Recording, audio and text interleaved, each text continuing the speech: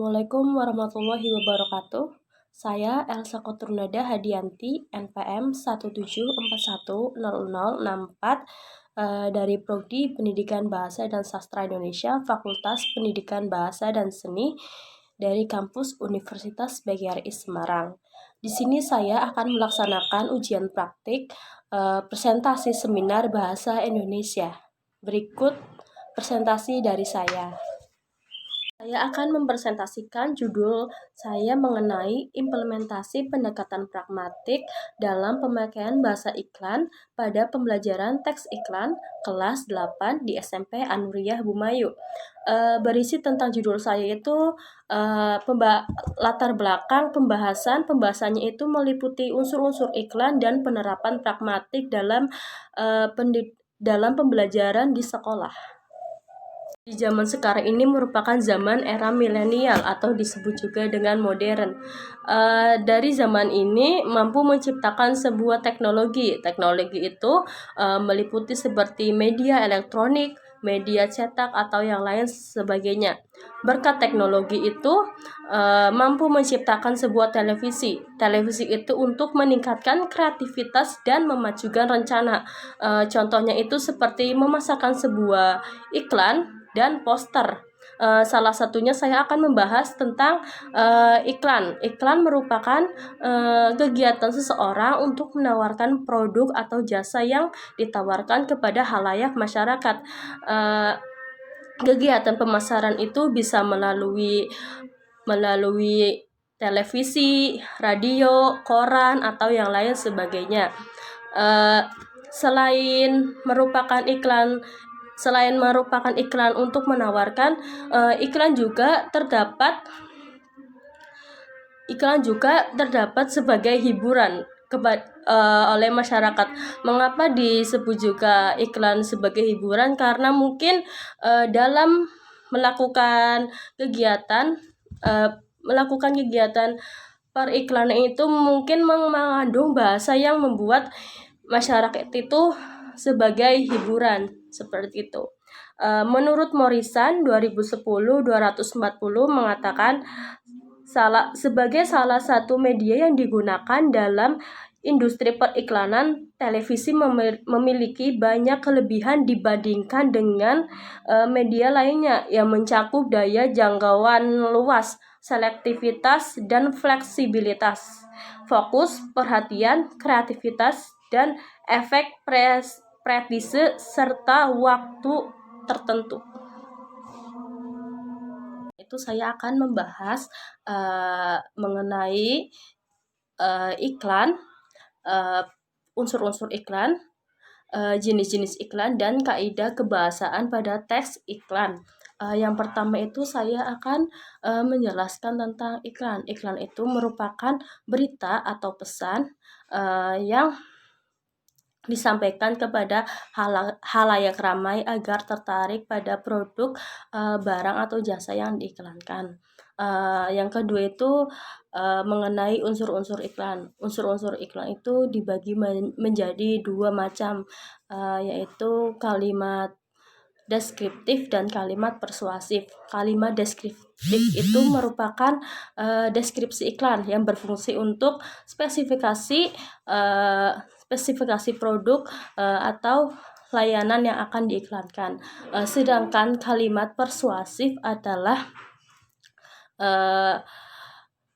merupakan mengajak atau membujuk orang agar memakai produk atau barang yang diiklankan. Selanjutnya itu saya akan menjelaskan tentang jenis-jenis iklan. Jenis-jenis iklan itu dibagi menjadi 3 macam. Jenis iklan reklame, jenis iklan pemberitahuan, dan terakhir adalah jenis iklan penawaran atau permintaan. Di sini saya akan menjelaskan satu persatu tentang jenis-jenis iklan. Yang pertama adalah jenis iklan reklame, berisi tentang memperkenalkan suatu barang. Biasanya jenis iklan reklame ini dibuat dengan kalimat yang penuh aksi tentang semboyan dan singkat. Biasanya dan didominasi dengan gambaran-gambaran yang menarik atau mencolok. Selanjutnya itu adalah jenis iklan pemberitahuan. jenis iklan ini berisi tentang memberitahukan tentang hal-hal yang penting dalam masyarakat luar. Contohnya itu seperti pemberitahuan insan keluarga. Yang terakhir itu saya akan menjelaskan tentang jenis iklan permintaan. Di sini jenis iklan permintaan itu berisi tentang penawaran atau permintaan agar orang lain bersedia untuk bekerja sama dengan pemasang iklan. Contohnya itu seperti iklan baris. Selanjutnya itu saya akan menjelaskan mengenai kaidah kebahasaan pada teks iklan. Ternyata dalam pembuatan teks iklan itu harus mempunyai kaidah kebahasaan. Yang pertama adalah memakai slogan, yang kedua adalah bersifat persuasif, yang ketiga adalah memakai POVI atau point of view. Saya akan menjelaskan satu persatu mengenai kaidah kebahasaan teks iklan.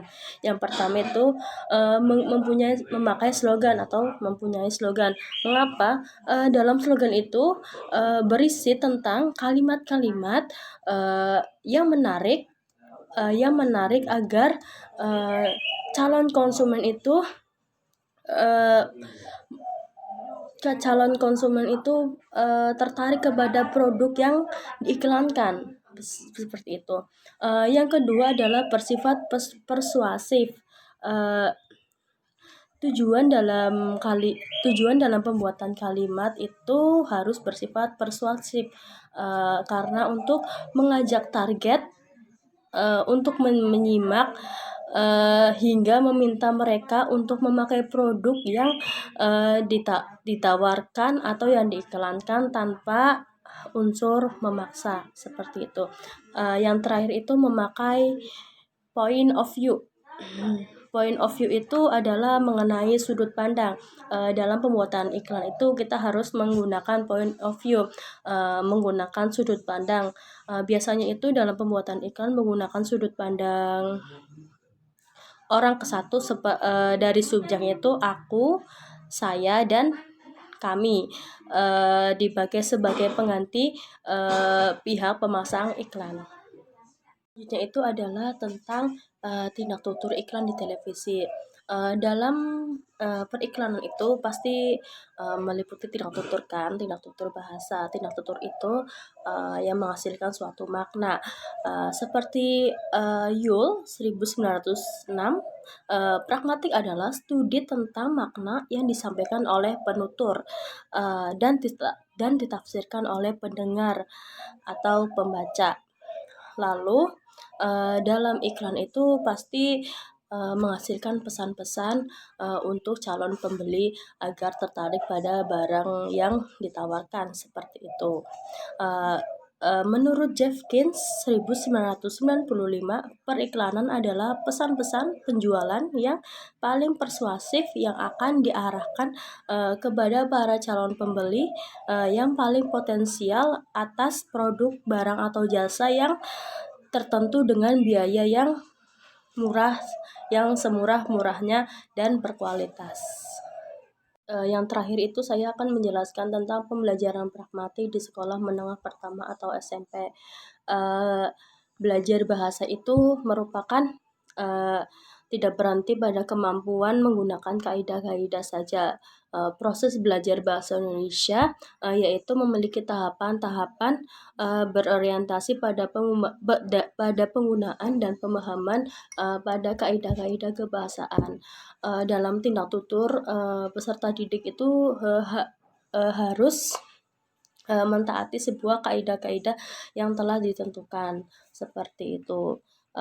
Sehubungan dengan materi iklan itu, dalam pembelajaran pragmatik menerapkan ada beberapa langkah-langkah. Yang pertama itu menjelaskan konsep iklan, yang kedua menganalisis jenis-jenis iklan, yang ketiga adalah memberikan bahasa iklan atau bukan, atau membandingkan bahasa itu cocok untuk iklan atau tidak.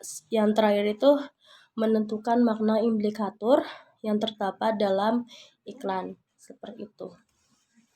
Sekian dari presentasi saya. Mohon maaf bila ada kesalahan baik disengaja atau tidak disengaja. Wassalamualaikum warahmatullahi wabarakatuh.